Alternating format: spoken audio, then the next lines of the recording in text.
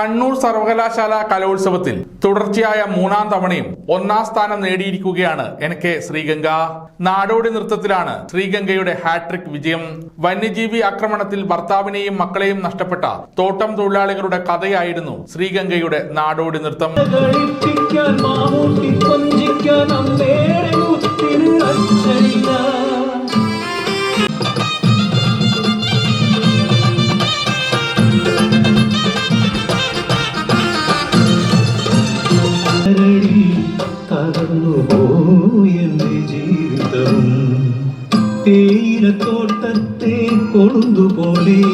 സമകാലീന വിഷയങ്ങളെ ഉൾപ്പെടുത്തിയാണ് ഓരോ തവണയും നാടോടി നൃത്തം അവതരിപ്പിച്ചത്.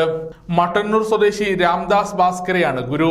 നൃത്തത്തിന് തേയിലത്തോട്ടം എന്ന പാട്ട് രചിച്ചതും രാംദാസ് ആണ്. തോട്ടട SN കോളേജ് അവസാന വർഷ BA ഹിസ്റ്ററി വിദ്യാർത്ഥിനിയാണ് ശ്രീഗംഗ. മുണ്ടയാട്ടിലെ ശ്രീശാന്തിന്റെയും K പ്രീതയുടെയും മകളാണ്. സമഗ്ര ന്യൂസ്, പനൂർ.